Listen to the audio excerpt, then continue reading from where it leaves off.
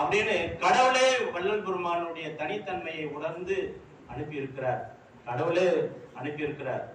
அதுதான் அவர் சொல்றார். இகத்தே பரத்தை பெற்று மகிழ்ந்திடுதற்கின்றே என இந்த இறைவன் வருவிக்க உற்றேன்.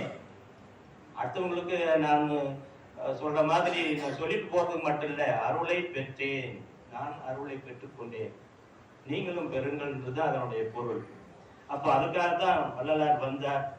அவருடைய தனித்தன்மை மாதிரி இப்போ ஒவ்வொரு மாவட்டத்துக்கும் தனித்த, சேலம்னா மாம்பழத்துக்கு தனித்தன்மை, திண்டுக்கலுக்கு கூட்டு தனித்தன்மை, இந்த மாதிரி ஒவ்வொன்றுக்கும் தனித்தன்மை இருக்குது. அது மாதிரி அருளாளர்களுக்கும் ஒவ்வொருவர்களுக்கும் ஒரு தனித்தன்மை இருக்குது. யாரையும் மதிப்பு குறைச்சு நம்ம சொல்ல முடியாது.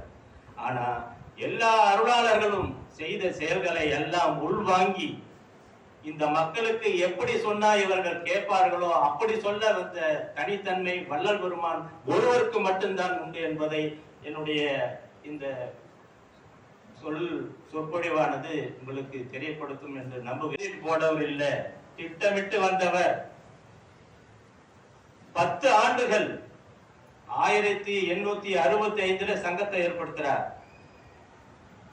67 தர்மசாலையை ஏற்படுத்துறார்.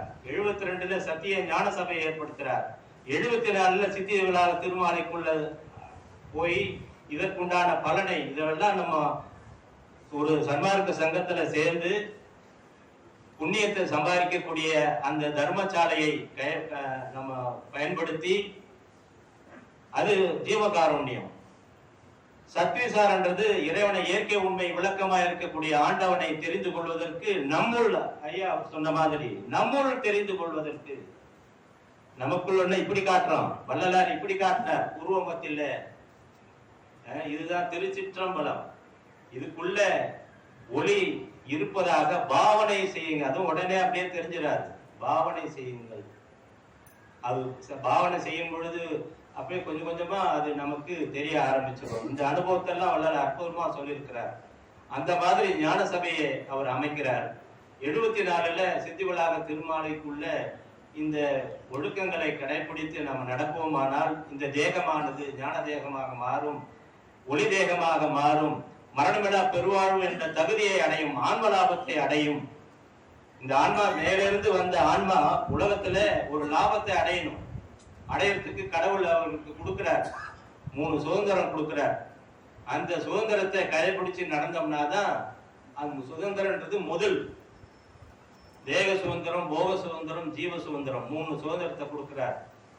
இந்த 3 சுதந்திரத்தையும் இந்த உலகத்துல எடுத்துட்டு போய் வச்சு வாழ்ந்து வாழக்கூடிய நிலையில எல்லாம் என்னது அப்படின்ற சுதந்திரத்தை நீ மீறன்னு அர்த்தம்.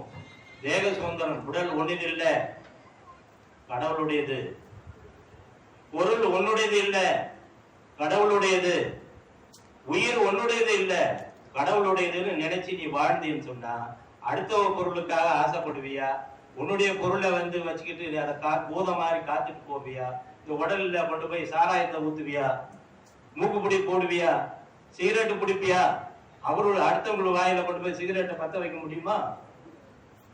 கடவுளுடைய உடம்பு அந்த முதல்ல எடுத்துட்டு வரணும். தேக சுதந்திரம், போக சுதந்திரம், ஜீவ சுதந்திரம். அதை கொடுத்துதான் எல்லா மனித உயிர்களையும் கடவுள் இங்க உலகத்துக்கு அனுப்புறார். அதை வச்சு வாழ்ந்து இந்த பிறவி பயனை அடையணும். மரணமில்லா அடுத்தது பிறப்பு இதோட முடிஞ்சிருச்சு.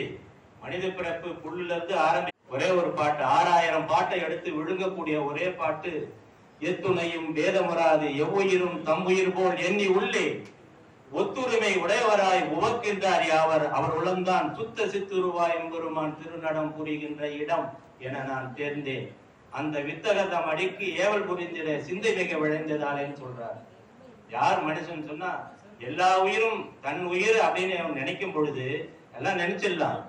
நினைக்கும் பொழுது எவனுடைய உள்ளத்துல மகிழ்ச்சி ஏற்படுகிறதோ அவன் தான் மனிதன்.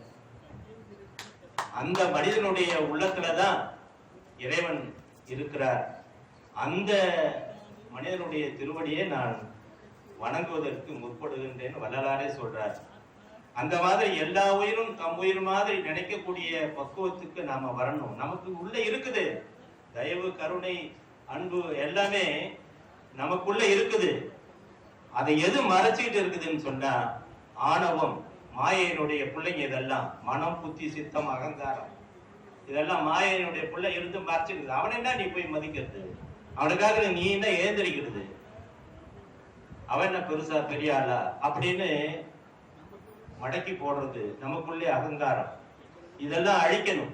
அதுக்குதான் வள்ளல் பெருமான் வழியை வச்சிருக்கிறார்.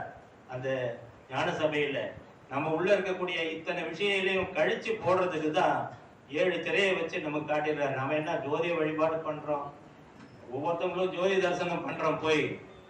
ஆனா இதெல்லாம் நினைச்சிட்டு நம்ம ஜோதிய தரிசனம் பண்ணோம்னா நம்மளுடைய சிறுமையெல்லாம் நம்மளை விட்டு போகும்.